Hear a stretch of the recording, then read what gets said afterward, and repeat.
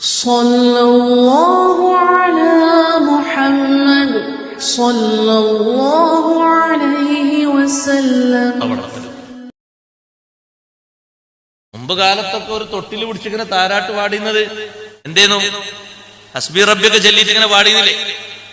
ഇപ്പൊ എന്താണ് ഒരു തൊട്ടിലിട്ട് ആ തൊട്ടിലിന്റെ അടുത്ത് എന്താണ് പാടുന്നത്? എന്താ മുഴങ്ങണത്? അപകട സഹോദരങ്ങളെ, ദുരന്താണ് അതുകൊണ്ട് സംഭവിക്കാൻ പോകുന്നത്.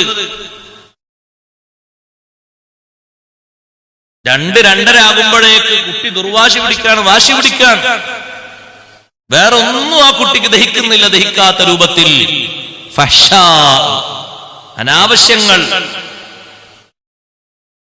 മോശപ്പെട്ട വാക്ക്, മോശപ്പെട്ട പ്രവർത്തനം, പരിധി വിട്ട വർത്തമാനങ്ങൾ, ഇക്കിളിപ്പെടുത്തുന്ന വർത്തമാനങ്ങൾ, എന്തെല്ലാം ലൈംഗിക ചുവയുള്ള വർത്തമാനങ്ങൾ, എന്തെല്ലാം ഉള്ളത്? അങ്ങനത്തെ കളികൾ എന്തെല്ലാം ഉള്ളത്? അനാവശ്യങ്ങളിലേക്ക്, അത്തരത്തിലുള്ള വിഷയങ്ങളിലേക്ക് ഒന്നും പ്രവേശിക്കരുത്. അത് വിലക്ക് ഏർപ്പെടുത്തുക. ചില ആളുകളൊക്കെ പറഞ്ഞു, ഉസ്താദ് അത് പറഞ്ഞയക്കണം, നിർബന്ധമാണ്. കാരണം ഒരു സീമാർക്ക് അതിന്റെ പിന്നിലുണ്ട്. അതിനാ ഞങ്ങളോട് പറഞ്ഞത്, ഒരു വണ്ടി വാടകയ്ക്ക് എടുക്കുക, കാണാൻ പറ്റുന്ന മേഖല കൊണ്ടൊരു ശരിക്കും നല്ലോണം കാണിച്ചു കൊടുക്കുക. ഇതന്നെയാണ് അവരും പോയാൽ കാണുന്നത്. ഹറാമിയത്ത് കുറെ ഒഴിവായി കിട്ടും. നല്ലോണം നിയന്ത്രിക്കണം, നല്ലോണം ശ്രദ്ധിക്കണം, സൂക്ഷിക്കണം. എങ്ങോട്ടും കയറൂടി വിടരുത്. മെട്രോ നഗരങ്ങളിലൊക്കെ നിങ്ങളെ കുട്ടികൾ ഡിഗ്രിന്റെ മേലെ ഡിഗ്രിക്കും പഠിക്കുന്നുണ്ടെങ്കിൽ നല്ലോണം വാച്ച് ചെയ്യാൻ പറ്റുമെങ്കിൽ മാത്രം അയച്ചാൽ മതി. ഭാവിയിൽ നിങ്ങളെ കഴുത്തിൽ കുട്ടി കത്തിവെക്കരുത്. വിശ്വാസവും കർമ്മവും സംസ്കാരവും ഒക്കെ പേച്ച് വന്നിട്ട് പിന്നെ അതിന് മാർഗം ഉണ്ടാകൂല. പിന്നെ അവിടെ കൊണ്ടുപോയിട്ട് നന്നാക്കാനാ? മെട്രോ നഗരങ്ങളിൽ 2-3 സ്ഥലങ്ങളിലുണ്ട് നമ്മുടെ ഉസ്താദുമാര് മെനക്കെട്ടുകൊണ്ട് നടത്തുന്ന, അവിടെ സൗജന്യമായിട്ട് നടത്തുന്ന ക്യാമ്പുകളുണ്ട്. കുട്ടികളെ താമസിപ്പിച്ച് അവരെ നിസ്കാരങ്ങളും ഹദ്ദാദും സുബയും ഒക്കെ കറക്റ്റായിട്ട്. പക്ഷെ അവിടെ നമ്മുടെ ആൾക്കാർ, പുറത്തുള്ള ആൾക്കാരൊന്നും വേണ്ട, നമ്മുടെ ആൾക്കാർക്ക് അവിടെ കുട്ടികളെ ചേർക്കാൻ മടി സഹോദരങ്ങളെ. ഞാൻ തുറന്നാ പറയണത്, പരസ്യമായിട്ട് ഞാൻ ചോദിച്ചായിരിക്കും, നോക്കിക്കണ്ട് അനുഭവിച്ചായി പറയണത്. നിങ്ങളെന്റെ കൂടെ വരിക, ഞാൻ കാണിച്ചു തരാം. ബാംഗ്ലൂർ മെട്രോ നഗരങ്ങളിൽ എത്ര കുട്ടികൾ പഠിക്കുന്നുണ്ട്. അതിന് പുറത്ത് അവർ 4000-5000 മാസം പ്രതി റൂമിന് കിട്ടിയാലും മാസാന്തരം 1500 മാത്രം ചെലവിന് കൊടുക്കേണ്ടടുത്ത് പഠിപ്പിക്കാൻ ഇല്ല. എന്റെ കുട്ടി അങ്ങനൊക്കെ ഒരു ഹൈടെക്, ഹൈ ലെവലിൽ വളർന്നു വേണം.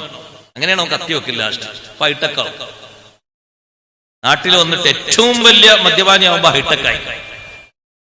ഓൻ പിടിക്കാത്തൊരു പെണ്ണ് ബാക്കിയില്ലാതാവുമ്പോ ഹൈടെക്കായി.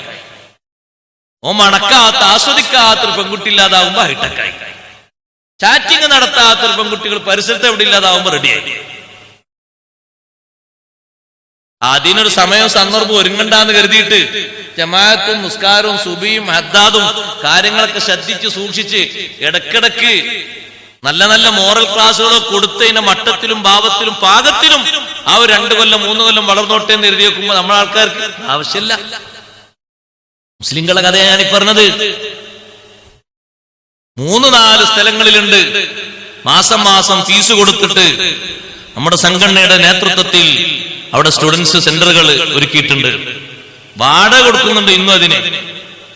പക്ഷെ മതിയായ ആളുകൾ അവിടെ പോയി പഠിക്കാൻ ഒരുക്കല്ല. അതിൽ നമ്മുടെ നാട്ടിലുള്ള മെയിൻ സ്ഥാനങ്ങളിൽ വർക്ക് ചെയ്യുന്ന ആൾക്കാരെ മക്കള് വരെ അവിടെ ക്യാമ്പ് ചെയ്ത് പഠിക്കാൻ ഒരുക്കല്ല. അത്ര ഞാനിപ്പോ പറയുന്നുള്ളൂ. അവിടെയാണ് രക്ഷിതാവ് പോയിട്ട് ശരിക്ക് അവിടെ അറ്റൻഡ് ചെയ്ത് അവിടെ ചേർത്തി മെമ്പറാക്കി വെച്ചിട്ട് പാപ്പയുടെ അധികാരവും സ്വാധീനവും ഉപയോഗിച്ച് ഇവിടെയാണ് നീ താമസിക്കേണ്ടത്, അവിടെ പോയിട്ടാണ് പഠിക്കേണ്ടത്, ഇവിടെ ഒന്നാ നിൽക്കേണ്ടത്, ശരിക്കും വരച്ച് കുറിച്ച് കാണിച്ചു കൊടുക്കണം. ഇവിടെ അങ്ങോട്ട് കയറ്റി വിട്ടാ പോരാ സല്ലല്ലാഹു എന്ന് പറഞ്ഞിട്ട് കൃത്യമായിട്ട് തന്നെ ചെയ്യണം.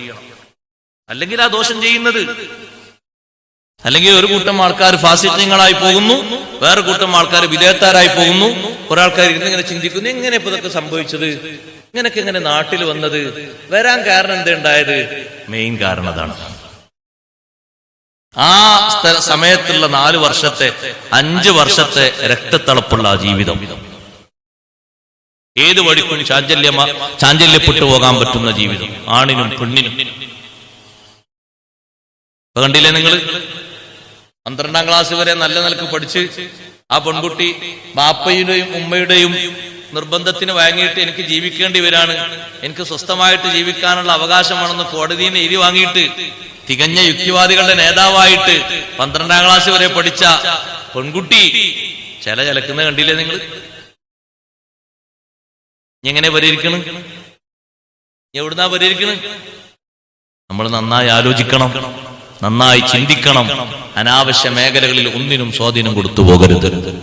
യൻഹാ അനിൽ ഫഹ്ശാ, അനാവശ്യ വാക്ക്, പ്രവൃത്തി, ദർശനങ്ങൾ, ശ്രാവ്യങ്ങൾ അതിൽ നിന്ന് തടയണം. വാപ്പാന്റെ റൂമിൽ കിടക്കാണ്, ഉമ്മാന്റെ റൂമിൽ കിടക്കാണ്, മക്കൾക്കൊന്നും ശല്യമില്ലാത്ത രൂപത്തിൽ കാതിലേക്ക്, ഇപ്പൊ അങ്ങനെയാണല്ലോ, കാതോരം മാത്രം, ആർക്കും ഇടങ്ങേറ് വരണ്ട എന്ന് കരുതി കാതോരം മാത്രം ഘടിപ്പിച്ചു വെച്ച് ഉറങ്ങാണ്.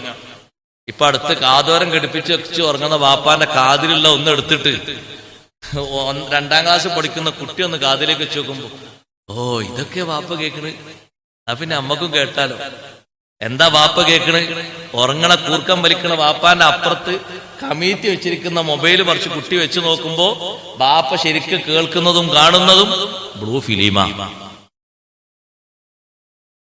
1ാം ക്ലാസ്സുകാരൻ അന്നു മുതൽ തുടങ്ങി അതിന്റെ അഡിക്റ്റായി മാറാൻ. യൻഹാനിൽ ഫഹ്ശാ, അല്ലാഹു വിലക്കുന്നു, അരുത്, ചെയ്തു പോകരുത്. പടച്ച റബ്ബിനെ പേടിച്ചുകൊണ്ട് മാറിപ്പോകരുത്. സമൂഹം മൊത്തത്തിൽ കുളം തോണ്ടിപ്പോകും.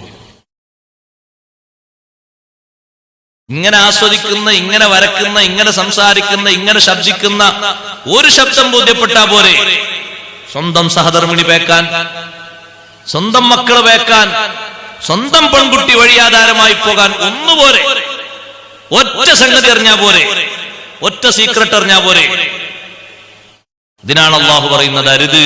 വയൻഹാനിൽ ഫഹ്ശാഇ, അനാവശ്യങ്ങൾ ഏറ്റവും കൊടികുത്തി വായ്ന്നിരുന്ന സമയത്ത്, ആ കാലഘട്ടത്തിലാണ് സയ്യിദുനാ റസൂലുള്ളാഹി സ്വല്ലല്ലാഹു അലൈഹി വസല്ലം ജനങ്ങൾക്ക് ഓതിക്കൊടുക്കുന്നത് ഫഹ്ശാ അരുത്, അനാവശ്യം അരുത്, നീച പ്രവർത്തനങ്ങൾ, വൃത്തികൾ അരുത്, മാറി നിൽക്കണം.